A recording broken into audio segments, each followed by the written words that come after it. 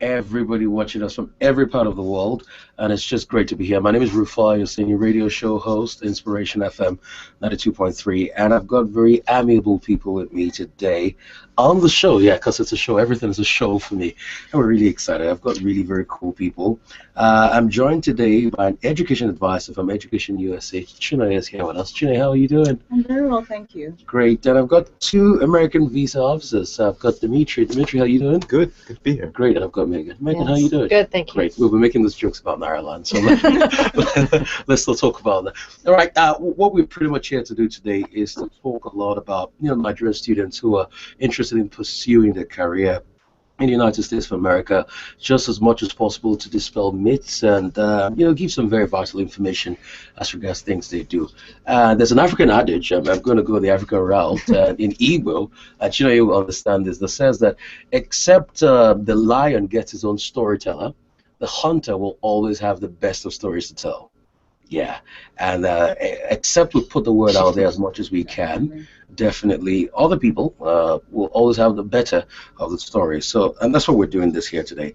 At any point in time, a lot of people watching us out in many parts of Nigeria. I would like to say a big shout out to those in the American corner in Bauchi, those in the American corner in Ibadan, those in the American corner in Kano, the Barack Obama, American corner in Lagos. We have viewing parties all over these places. American corner in Maiduguri, and American corner in Sokoto. And at any point in time, if you want to ask a question, there is this icon on your screen. So you just go out there and type in the Q&A there. So pretty much, let's just go straight to it. Welcome you guys once again. Feeling comfortable? Thank you, yes. Great, yeah, very much. Yeah, great. So let's just go straight to it now. Let's start, there is a need for Nigerian students to go abroad to study. And you've been through that experience. You want to tell us a little bit about that experience and make people just understand what the experience is all about. Well, basically, so I did my first degree here in Nigeria. I did my bachelor's program here in Nigeria. Okay. Then I chose to study in the United States for my master's degree. And I basically first came to an EducationUSA center in 2002, I think it was. That long ago, attended a general orientation on studying in the US. I was given a lot of information on how to apply to schools, how to find scholarships, how to choose the right program and then apply, what exams to take, and how to complete my application forms, how to go for my visa interview. And it was very successful. I went to the US, did a 2-year master's program, and then came back. So it's a pretty straightforward process as long as you listen to the advice that you're given. And now you're working for Education USA. Yes. And thinking about the fact that you passed through that process yourself at some point. Amazing. Right. Yes. And the thought of going to America, another part of the world from Nigeria, a couple of hours in the air from here, you just want to think of that new environment. You just want to think of how daunting it can be for many people, and there are some key factors prospective students need to look at while they're embarking on this journey and going on this journey. What are those key factors? First of all, a student wants to think about what they want to study. Okay? America has about 600 fields of studies that you can choose from. So you're spoiled for choice. You can basically do anything you want. At the undergraduate level, you can actually mix and match. You can do a double major, you can do a double major, a double minor, or major and a minor. You're not restricted in terms of the fields. So in Nigeria, where you go in to study a particular course and you're stuck in maybe the sciences or the arts or the humanities, in the US you can do interdisciplinary studies. You can do a bit of science, a bit of arts, all at the same time. Once you're done choosing your program, you want to find the school that has that program and can offer you an opportunity to do either a bachelor's, a master's, or PhD. You apply to the school. You want to be sure that you can fund your education. Schools in the US typically cost between $18,000 and $70,000 US for a 4-year college. Community colleges are much cheaper. So I always tell students to assess their finances. Find out if they can afford to study at the school they're applying to. And then they need to take some exams. Depending on the level of study they're going for, undergraduate students might have to take the SAT, the TOEFL, or the IELTS. Graduate students will take the GRE or GMAT, depending on what they're going to study. They take those exams, they get into the schools, they apply for their visa.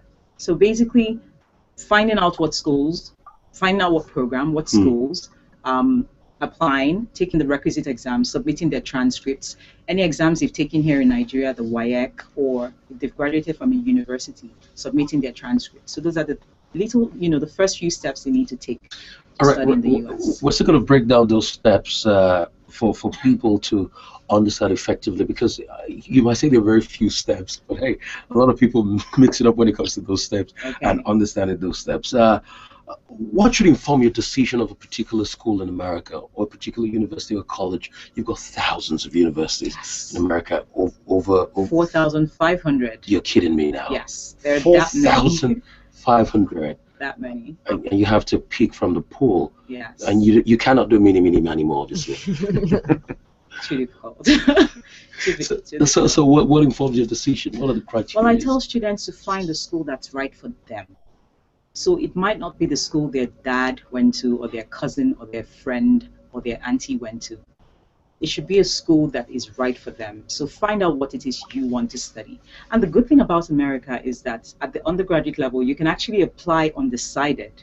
So if you're not sure what it is you want to study, but you have like a vague idea of what you might be interested in, you can apply to liberal arts institutions where you can do pretty much anything.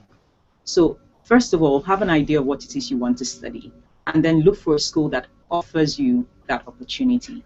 Some students, yes, we're all going to study, but I tell students, don't focus solely on your program of study. Look for other things that interest you. Some students are into sports, they're into music, they like extracurricular activities. Some people want to give back to the community, they're into community service. So look for things beyond the classroom you might be interested in. Science students might be interested in research. Find out if the school that they're applying to has, a research program, or they're into, maybe they've won a large sum of money and they're doing some, pretty serious research. They might be able to join a professor to do that. So look for things that interest you. Let the school fit you as a person. Don't just apply to a school and think, okay, it's any school. There's so many choices that you can make as a student. So in the end, it's about you and what really suits you. Yes, it's about you and what really suits you. Very, very, very interesting. You talked about liberal arts colleges. Can you give us like one or two examples of those colleges? Because a lot of people might come in very undecided sometimes. It's election season in America. We have undecided voters. So you might come in that way and just be very undecided. So you just want to touch on one or two of the schools as we move on. Well, they're mainly private colleges. Okay. More often than not, they're small in size. Okay. They're smaller in size than the public universities that tend to be large, that do research, that cater to undergraduates, graduates, and postgraduate students. Liberal arts universities, most times they're private. They tend to be smaller in size, and students can know that they would have the attention of their professor.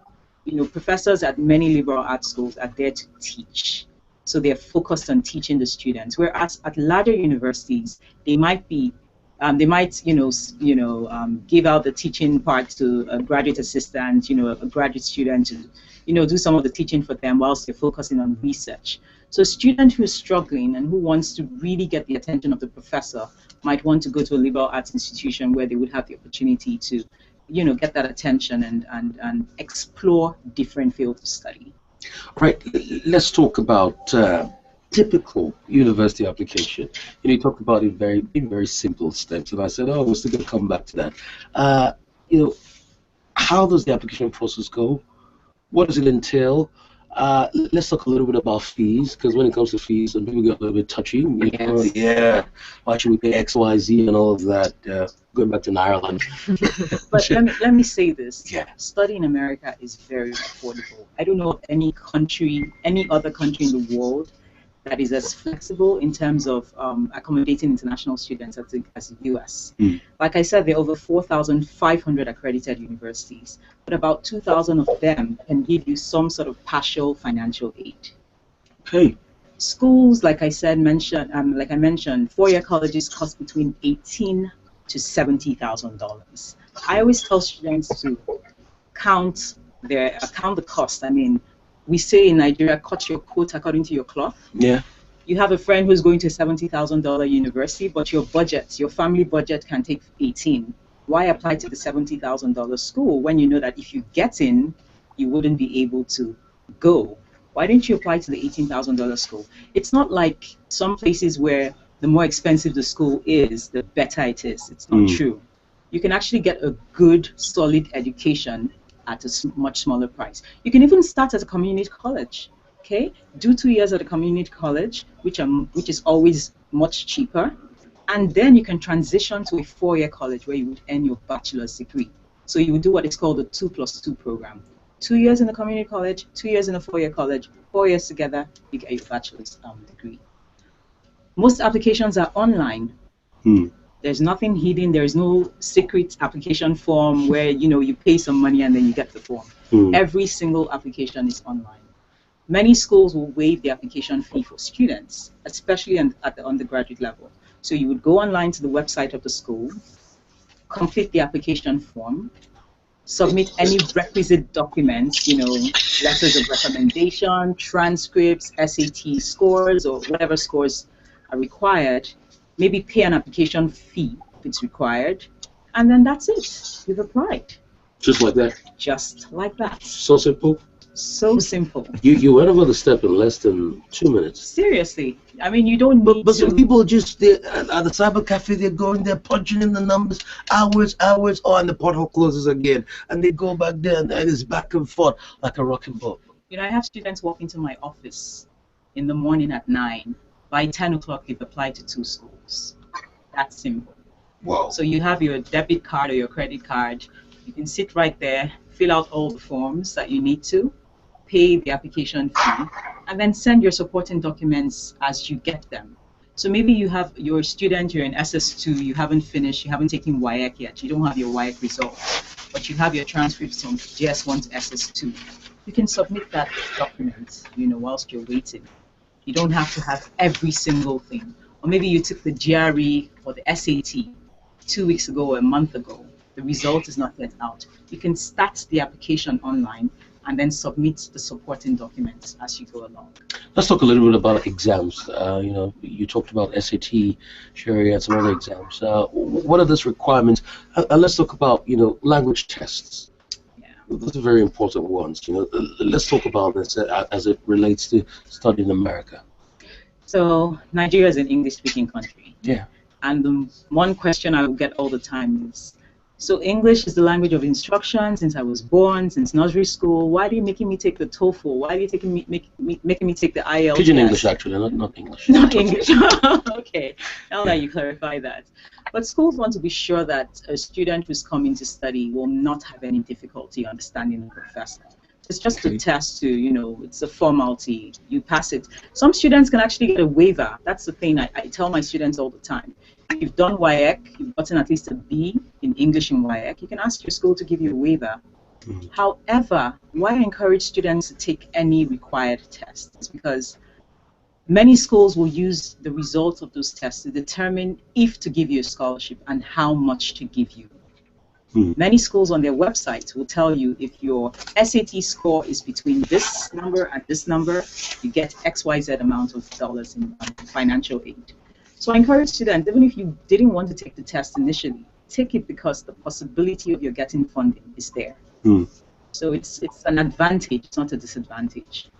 All right. There's still a lot to talk about. I guess if you're just joining us, we're having a very interesting time. Dimitri is still here. Megan is here. We've got Shunay. In fact, we have questions coming in already, and we're going to go straight to those questions very soon. But hey, all you just need to do is to look for this icon on the right-hand side of your screen, and just tap on this, go to the Q&A part over there, and just type in your question. All right, let's talk about timelines here for all of this, especially if I've got a good finance background, I have got good grades from my WIAC in Nigeria, and I'm beginning to get applications, factor in safety schools and things like that. What is the timeline, and how do I respond to these schools? What's the timeline for the student to apply? Yeah. I would say plan to apply, give yourself between 12 and 18 months. That's how long it takes to put together a strong application. There are a few students who will do it in 6 months, but usually they're like, last minute, they haven't done some of the requisite exams, their documents are not ready. I would say 12 to 18 months in advance. So if you're thinking of doing your undergraduate program in the US, start when you're in SS2. If you're thinking of doing your master's or a PhD, that final year when you're in school or that year when you're doing your NYSC, start thinking about studying the US. Don't wait to finish and then start. By then, you'd maybe have to do a gap year in Nigeria. So start at least 12 to 18 months in advance to start thinking of what exams to take, studying for the exams. All the exams that I tell you about, SAT, TOEFL, GRE, GMAT, there's a 100-hour rule. You want to study for at least 100 hours to make sure that you're hitting the very top scores. Because like I said, the higher you score, the more favorably your application is viewed by the financial aid committee, and the more money you could get in terms of scholarships. So give yourself enough time to study for the exams, take the exams, do well, and then apply. So what you're saying invariably is we know we have what we call the fire brigade approach. Oh no, in Nigeria, last minute would not work. it doesn't work here. Yeah. It doesn't work here. Right, thank you so much, Shania. You really did excellently when answering those questions. Let me come to Megan and Dimitri here. What makes the student visa different from the normal visiting visa? You want to break it down? Dimitri, yeah. Sure. First, yeah. Well, the normal tourist visa is for people who want to get medical care or tourism or just traveling within the United States. The student visa, the F visa, is for people who want to study full-time at an accredited institution in the United States, at any of those 4,500 universities that Chinenya mentioned. So we encourage people to, if they have the desire to study, to apply for the F1. The F1. Great. Not Formula One anyway. What are the basic requirements, for the F1 student visa? First of all, we want to know that they've been accepted to an accredited institution. The best way to do that, once you've been accepted, is you get the I-20 form. That shows a variety of information that the consular officer can see: the name of the school, when the classes begin, the level of the program. Is it a BA? Is it a master's? What your major and minor will be. So that's going to be on the I-20 form, and the visa officer, the consular officer, will be able to look at it and use that in making a determination. Megan? Yeah, the requirements in terms of the documentation is just as Dimitri was saying. It's the I-20, which you get from the university. They have to pay a SEVIS fee, which is in addition to their original visa fee. So it's $160 for the visa fee, plus an additional $200 for their SEVIS fee. Once they've paid those two fees, they schedule an appointment, they come in for the interview. Great. What's the process like? Because a lot of people still find the process very cumbersome. I have heard people that said, you know what, I just scratched it. I cannot go through the process.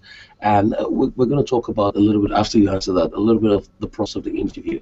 So some just, they get in there and they say, you know what, no, I am not feeling this, or they're really, really very scared and they're shaky and things like that. Somebody, in fact, forgot his name when he got in front of those that we're going to ask him questions. Sure. Well, we always want to refer people to our website because the whole process is written down in a very simple list format. And so we don't want people to be dissuaded feeling that the process is more complicated than it actually is. Go to our website, www.nigeria.usembassy.gov. Go there, look at the list, and just follow step by step. First step being you go to you pay the fee at GT Bank. If you are already a customer, you can pay online. Otherwise, you go to a branch, and then you can go to our website once you pay the fee and just follow the step. There's only a few steps, and it's all laid out for you very simply. So it's really very simple. It's very simple. It's just reassuring when a visa officer says the third step is very simple. Can you just say that once again? It's very, very simple. And we want to encourage people, do all the steps yourself. Because it's so straightforward, you really don't need any outside assistance from any agents or other people who claim that they want to represent you. It's something that you can best handle on your own, and knowing that process, being able to come in, you'll be more comfortable having done it yourself, and that will come across when you're speaking to the consular officer. Great. Is there like a routine, to the interview process itself? We saw a question the other time that came in and said, what should I wear? Mm-hmm. Or how should I speak? Or what is the interview process itself like?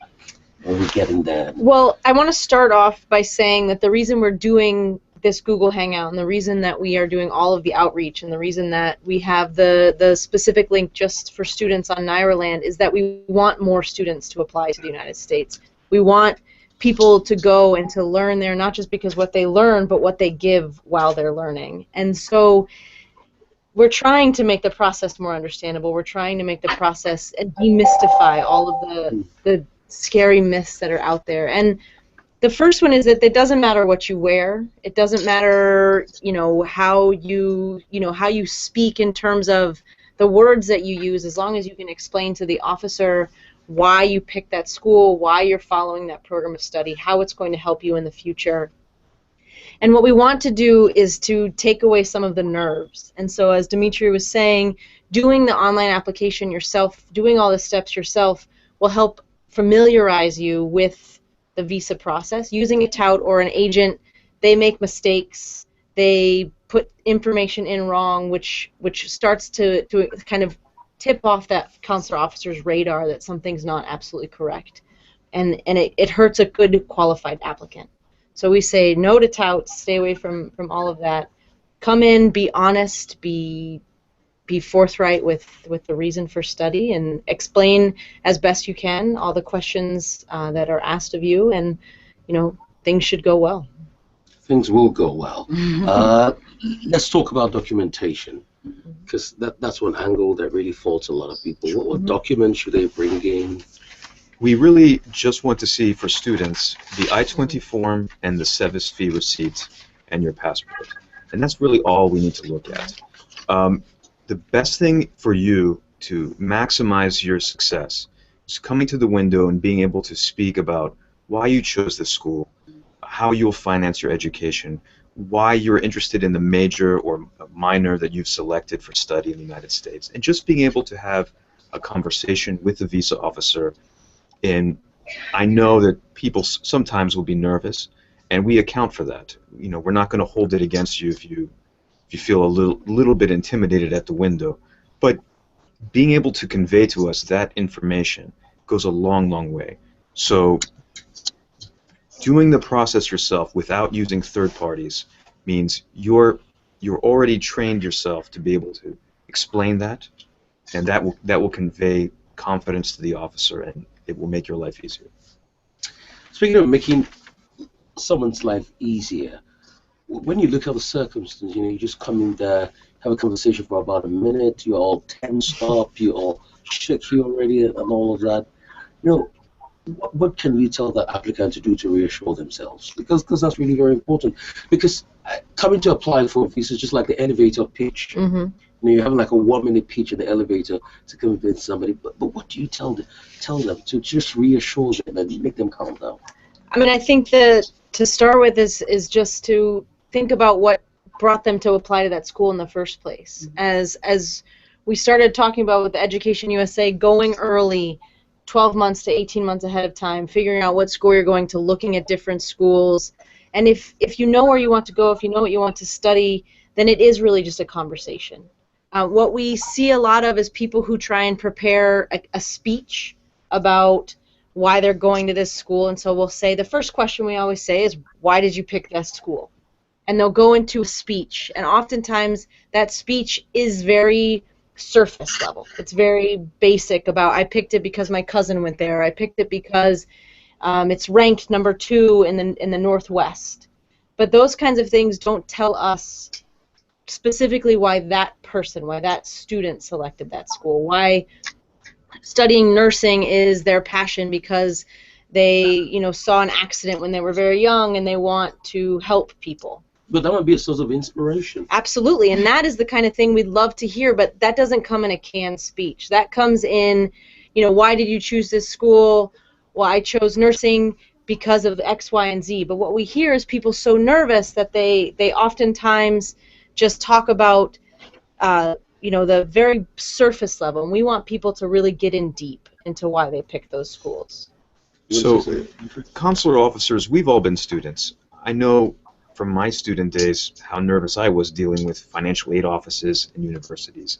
So to some extent, we can understand some of the nervousness that these students feel. We need students to come to the United States. Our job is to accommodate and facilitate legitimate student travel. So we're not interested in tricking anyone or stopping anyone. If they are qualified students, we want to help them go to the United States. So don't feel that you're being, trapped or tricked. Tell us in your own words why you want to go. If the real answer is your brother went to that school, he had a good experience, he came back to Nigeria and got a better paying job, and you want to do the same thing, then that's the honest answer. And that's what I want to hear. And if that's coming from the heart, another person can tell. And that will help me make my determination. Mm-hmm. What do you look for when you're about making that decision? Because, hey, that decision made in a split second can make or mar someone. Sure. So what we look for is that, as Dimitri was saying, that somebody is a qualified and credible student. Yeah. And so the questions that we ask are trying to gather that information in a short amount of time.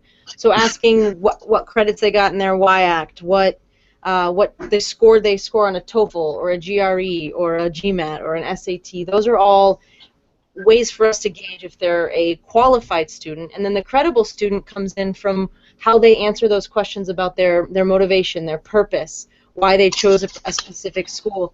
As you said, when you're young, you're 18, you're 17, sometimes 16 in some cases, and you don't know exactly why. Somebody else said it was a good school. But when you did your research and when you started looking online, what else did you find that was interesting to you? And not necessarily what was interesting to other people, but what was interesting to you? Why did you pick that school over the other 5 you applied to or the other 5 you looked at online? I want to bring Chino into this conversation because you've gone through this process and you can relate to most students out there. And what was it like for you? What did you say that really caught the chase? Well, like I said, that was 13 years ago. I was a bit older because I was going for a master's program, so I wasn't as young. But even at that time, I knew exactly what I wanted to study and why. I had gotten into 2 schools. I had applied to only 2 schools and gotten into both of them. And one of them had given me a partial scholarship, and I had also gotten like a fellowship that was funding my graduate education. So I had almost full funding. And I knew what I wanted to do. So my first question was, what do you want to study and why? And I told the interview officer. The second question was, how was I going to pay for my studies? And then immediately the consular officer asked the question. She said, oh, you have a fellowship. Oh, that's very good. How did you get it? So I explained the process of applying for that scholarship, that fellowship.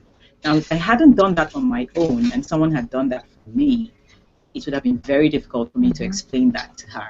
But because I had done everything on my own, I had done the research, I had applied, I had gotten it, I had read the letters, so I could explain it. So although it was nerve-wracking, it was a very simple interview, and yeah, that was my first time ever, traveling to study in the U.S., and I didn't have a problem. Great. Let's talk about, in case of refusal, what do you do? How do you appeal? Well, there is no appeal for a refusal with the law that we follow, which is the 214B. It's the part of the Immigration and Nationality Act. But they can reapply, and applicants can reapply as many times as they want. They can get back online and try again. Is there any moratorium before you can reapply? Nope. They just have to wait for the next open appointment date. Okay.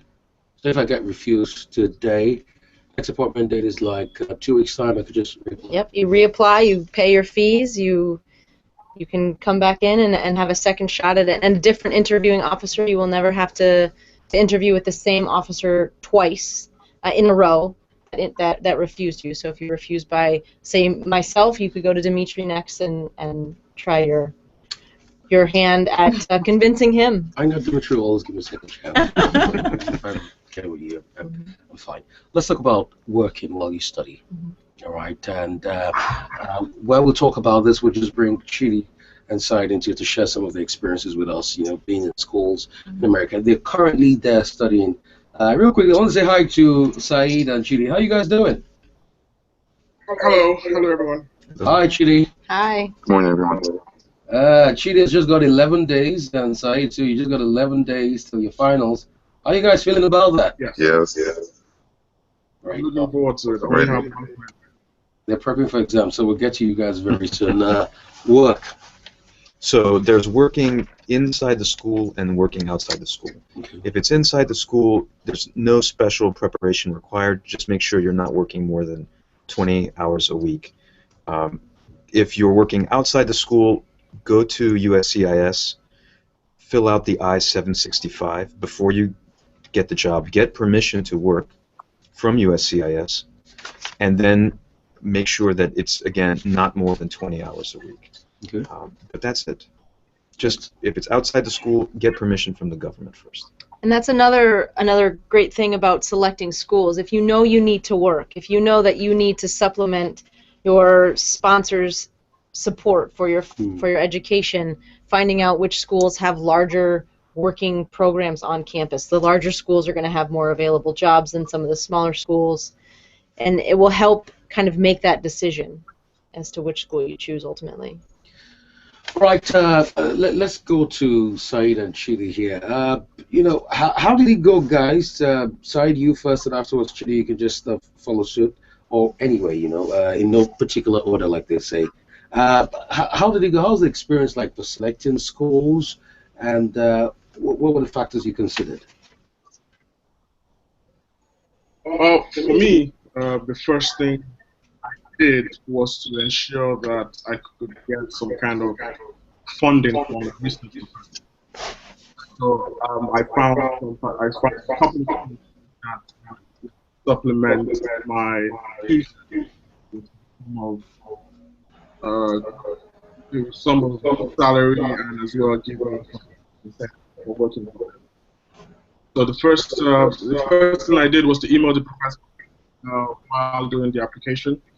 The reason why this is important is because when they want to make a decision on your application, some of these professors are already on board with what your capabilities are, right?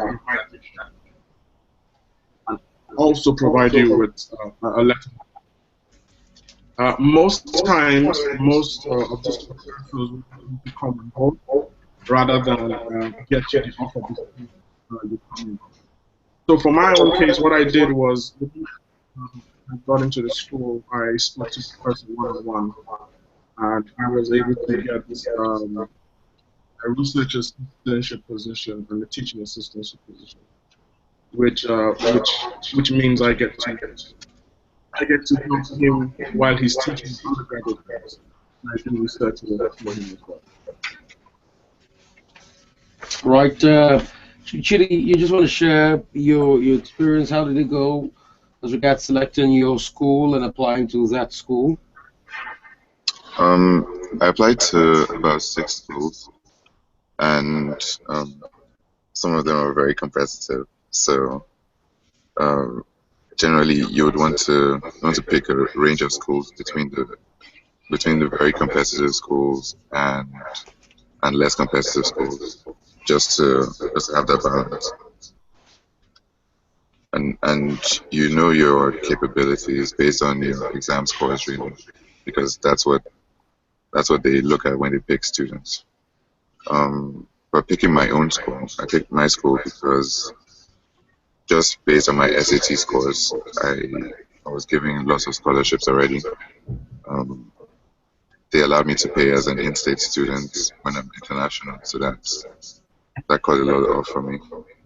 And in my time here, I've become a resident assistant in the residence halls. So I have my housing and my meal plan covered. So that almost halved everything I had to pay in school. And that's very important, the housing and the meal plan. Underline the meal, especially the meal plan. Isn't it, Chidi? Definitely. Yeah, like the way so. All right, let's talk a little bit about the visa process, because Dimitri and Megan, they've been able to talk about the process, and even Chidi shared their experience. How was that process like for you? Chidi, you want to go first? For me, it was, yeah. Sorry. It really wasn't too bad. It was almost routine because I mean I had done everything on my own for like I had been doing this for like a year before the interview, and so they really just asked me about all the things I did myself. I just told them the processes I went through of picking the schools and generally why I picked my major and how I was going to finance my school. So those are really like the three main questions. So that was it for you. Saeed, you got a different experience you want to share with us as regards the visa process? For the visa process, it was pretty straightforward. I had worked on my application for roughly a year. I had applied to about 8 schools, some MBA schools and some master's computer science schools. The questions were pretty straightforward: why you want to go to school and why you chose the school. And like had been previously said, if you work on the process yourself, you'll be able to pretty much answer those questions quickly. Another thing is to actually thoroughly think through why you chose school and not give answers which are almost generic. So you have to go through the professors, the research work, if they have any grants, what really stands out from other schools which are in the same kind of category, and pretty much drill down into the nitty-gritties. Once you provide that to the visa officers, they certainly know that you're a qualified student, and they do know that you did the work yourself. All right. What is that one singular thing you did that you'll say made the difference for you as regards this process? What is that thing that made the difference, that made the visa process very easy for you? I think it was really just Okay, I'll go first. Go ahead. Okay, who wants to go first? Mini, Manny, Mo. Saeed, Chidi, go first. I think it really was just being prepared for it because I rehearsed being interviewed just so I wasn't under pressure when I went. It wasn't like I had a speech prepared, but I was used to being grilled, if you could say that. You're not really grilled, but just generally being able to answer questions off the top of your head and not being scared and just getting over that fear, really. So that helps a lot, definitely. Just having someone to talk to. Okay. For you, it was going through the process yourself and applying, like you guys said. Yeah, you have to be able to go through the process yourself rather than getting touts to do it for you. How about you, Saeed? For me, essentially, is being able to speak naturally and not be very, very on the edge. Speak clearly. It helps to speak clearly so they understand you clearly.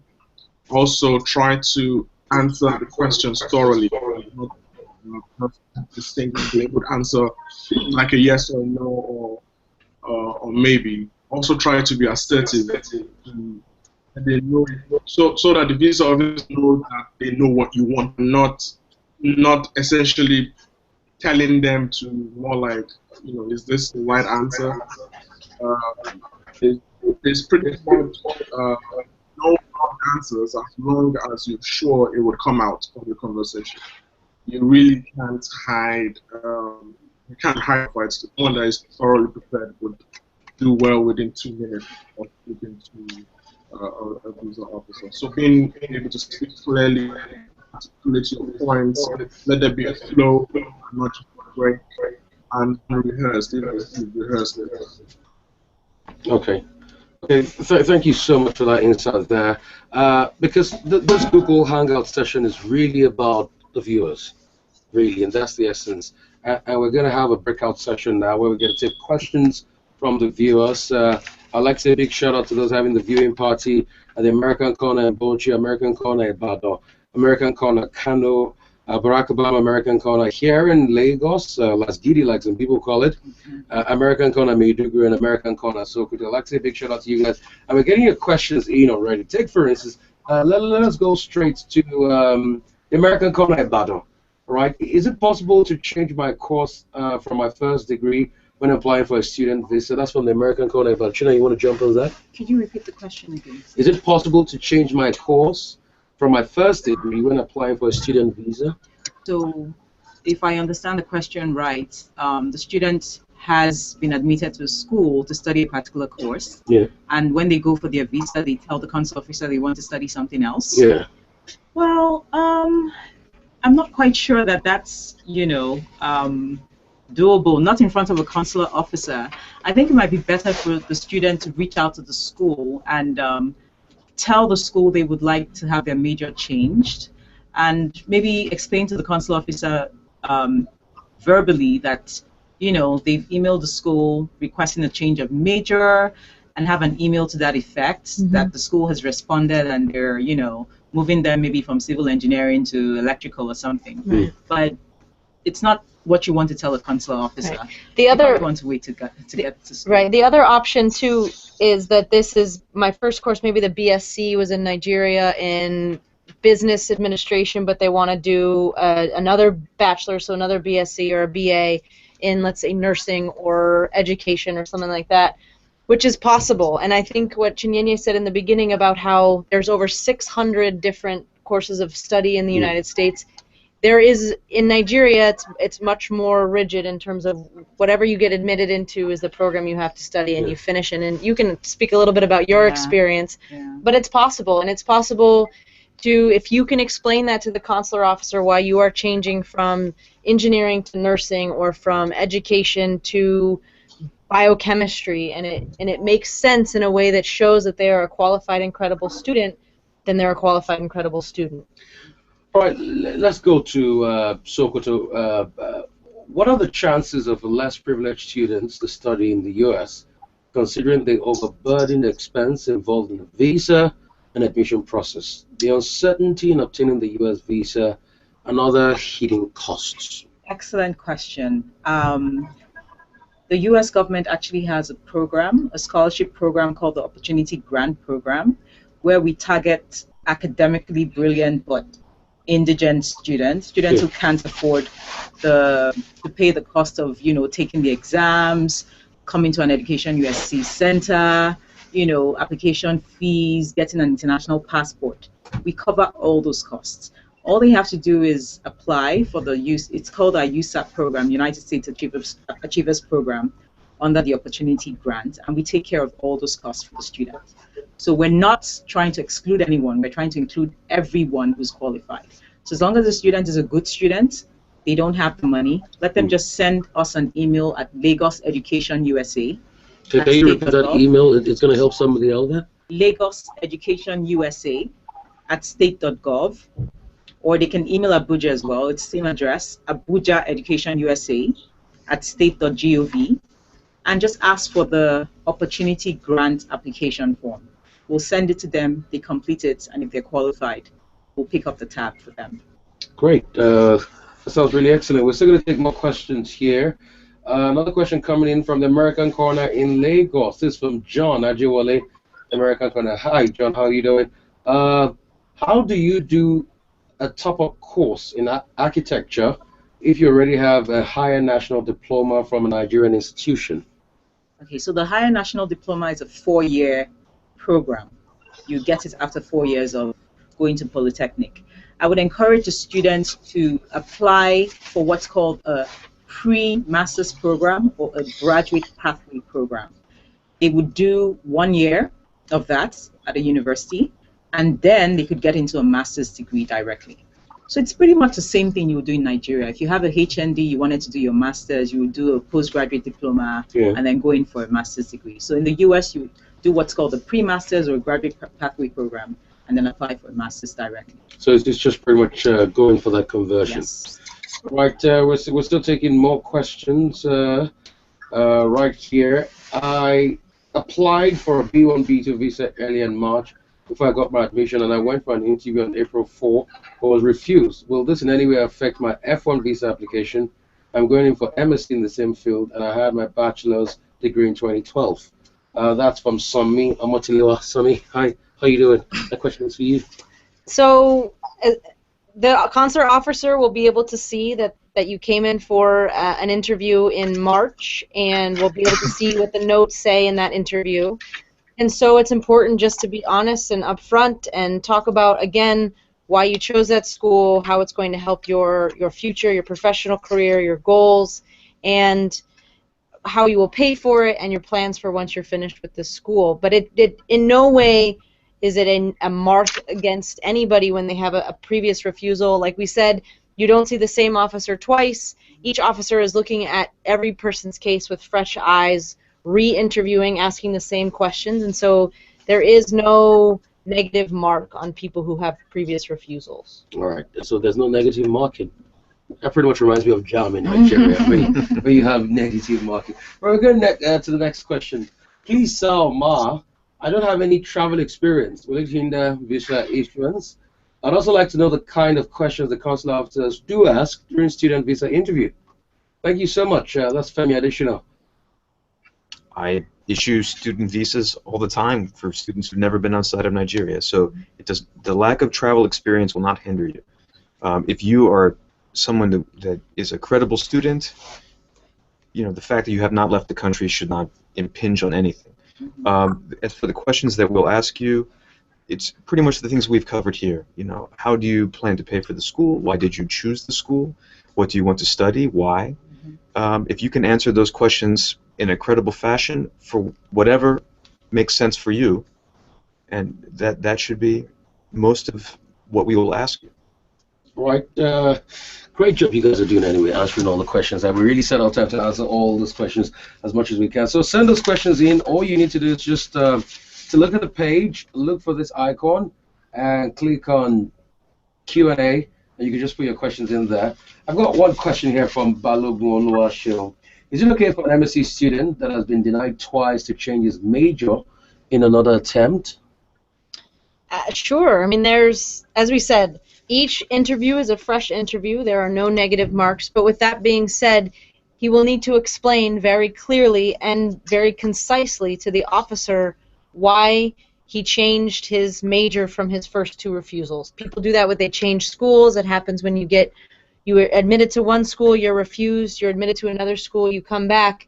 If you can explain why I was admitted to this school after I was admitted to the first one, this was actually my preference, this is the school I want to go to, these are the reasons why, here's how I will pay for it, here's what I will study, here's how it helps my professional career goals.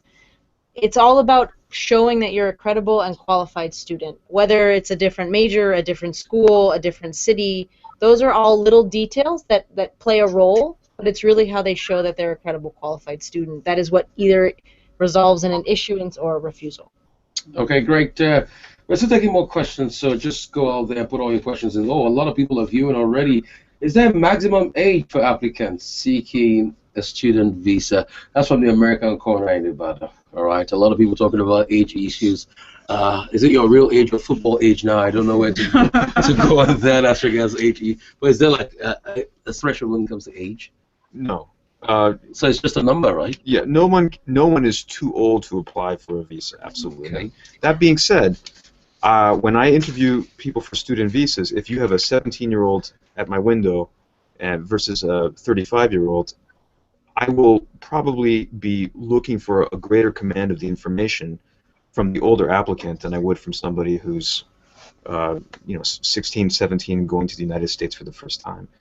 In terms of, they're probably pursuing a higher degree. What will your course of study be? What have they talked to professors before they applied for this course? Why are they interested in the course? So every interview is different, but there's no cutoff point as far as age. Mm-hmm. All right, we'll just pass on that question. I think we've answered that question before, so we'll just quickly move to another one. So we want more people to send their questions. You can just check out for this icon and real quickly just tap on the Q&A session because we're creating ample time to answer all of these questions. All right, we've got people viewing from various parts of the country, the American corner and Bauchi, American corner Anybody, American corner Kano, Barack Obama, American corner Lagos, American corner Maiduguri, American corner Sokoto. All right, good day. This question says here, is it possible to schedule an interview pending the receipt of the I-20 form in order to get a favorable interview date? You need the I-20 in order to follow all the processes. So in order to you have to be admitted, you have to receive your I-20, and then with the I-20 you apply for your SEVIS fee, you pay the $200 fee, and then after you have all those receipts, then you can apply for the interview through the CGI Nigeria website, which is also on our website, which Dimitri talked about. But no, you need to have all those documents in order before you can schedule an interview.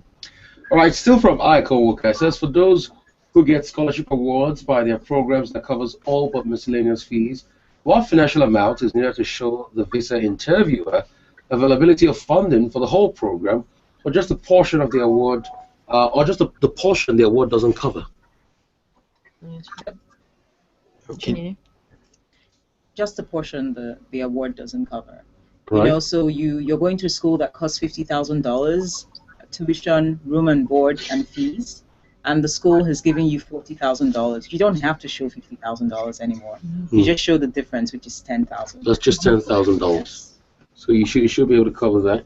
Right, we're still taking more questions here, and if you've got insights at any point in time, Chinedu and Said, if you want to jump in on any of those questions, it's fine.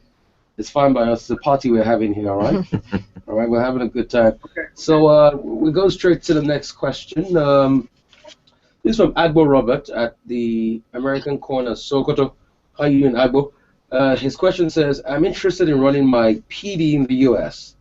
What are the credentials in running a PhD in management studies in the U.S.? Are scholarships available in that field? PhD in management studies. Well, the truth is that there's more money at the graduate level than there is sometimes at the undergraduate level. What do I mean? So you finished your undergraduate studies, you've probably done your master's, and you're thinking about doing your PhD. Yeah. Many PhD programs are fully funded, so your chances are higher. However, management sciences is sometimes considered a very professional field, so there isn't as much money for the management science professional as there is for the STEM science students. If you're going into the STEM field, science, technology, engineering, mathematics, there's a lot of research going on. There are a lot of organizations and foundations and governments that are giving money to conduct research. So that's why you'll find more students who are going into such fields getting full funding. For the management sciences, there isn't as much funding. It's not impossible, but you would just have to do a little more digging and applying, you know, and research to be able to find that school to give you the requisite amount of scholarship you need. Right. You know, I can see a lot of questions popping up here, and Chimeze Ifeanyi is saying something. He's saying, must I be married before I apply for a U.S. study visa? Absolutely not. Saeed might want to answer that. Yeah. So, Saeed, you want to pop in?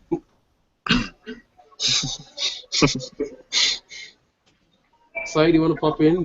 The question is, must I be married before I apply for a U.S. study visa? No. Saeed is laughing. I'm married and my wife is in Nigeria. So, but I don't think it really. I don't think it really matters. I have friends that are all married, that we went to EducationUSA together, and are currently here in the US. So I think preparation is all that matters. Oh, so Chidi is married, right? So both of you are married? No, I was like We're just checking. 17 when I left. Was just checking. Okay, so when you left, you were not married? Nah, no way. Okay. But is it a factor? Do you have to be married, Chidi? No, you don't have to be, because I don't think anyone expects a 17-year-old to be married. Okay. I don't know. Let's not go into that, all right? Yeah. Let's move on to other things, all right? But still, hang on, guys. A lot of people are talking about how to really prove that they have the set amount of money. I'm seeing that question is a recurring one. You know, how to prove to people that I have that amount of money. Well, what's the best proof? Well, as we said before, we don't look at a lot of documents, and this is one of the myths that we're trying to deconstruct here. And this is one of the things that agents and touts will push very hard because it's one of those documents that they can either create or tell you that you need. This is a service that they are providing. All that you need at the interview is your I-20, your international passport, and your SEVIS receipt. It's 3 things that you need. The officer can ascertain your financial status by asking questions. It's the same way we do for all of our interviews. We very rarely look at documents. And it's a great way to say no to touts, is to know the information is that all you need are those 3 things. Right. I think we should have a barn at the back, no to touts. Yeah. Yeah. It will sync the message very well. We got another question here. This might be our last question, second to last, from the American corner, Sokoto Z. Hamad. Says, is there any preference or special consideration for female applicants to secure scholarship to study in the U.S. for bachelor's, master's, or PhD programs? Because there are a lot of underrepresented females out there, especially in the northwestern part of Nigeria. Excellent question. Again, back to the USAP Opportunity Grant Program I spoke about. In Nigeria, we try to give as much preference to women, because if I have 10 people applying for a scholarship or a program, 7 or 8 of them will be men and only 2 will be women. So if both the man and the woman is equally qualified, I might give preference to the female applicant. Even in the United States, there are many organizations and many schools that are looking for women to, create more diversity in their classroom. So I have the student who got into an MBA program at New York University, and she's getting $80,000 in funding. And when she asked why, she was told that, women are underrepresented in that school, they're looking for more female students, and they want to encourage her, so they funded her education to that amount. Okay, so many schools, many organizations like Women in Engineering, Women in Science and different fields are funding women. They're looking for opportunities to encourage women to study. So at Education USA, we have a whole bunch of resources that can help women find funding to schools. As you talked about that $80,000 of funding, a part of me was just saying, can I draw the check? All right, we're going to take the last question. I'll wrap it all up. If someone wants to go for a master's program and has got admission, and has got a little child too, is it possible to apply for a study visa and still go with a child? That's from you and Ifamaki. Absolutely. There are derivative class for the F1 visa. It's called an F2, where spouses and children can also go with the applicant if they are issued the visa. Right. And on that note, I'd like to say a very big thank you at first to Saeed and Chidi for joining us for this Google Hangout session. Thank you so much, guys. Thank you very much. Very glad to be here. And wish you the very best as you study for your finals. Thank you very much. Yeah. And I'd like to say a very big thank you to Megan, to Dimitri, and Chinai. Thank you guys so much for contributing immensely to this session. It's been a wonderful one. We've laughed a lot, but we've shared very enlightening insights across board. And I'm sure this is going to help people viewing. And if you'd like to get in touch, you can get in touch with the U.S. Consulate or Embassy and stay abreast of future events like this. You can like our page on Facebook or follow us on Twitter. All right. And also, I would just want to say, I know that we joked a little bit about Nigerian in the beginning, but we do have a thread just for students. It's called Student Visas, We're Listening, and it's answered by consular officers. So it's much like this, except instead of a give and go at the same time live, it's done on social media. But we also have the Facebook, the Twitter.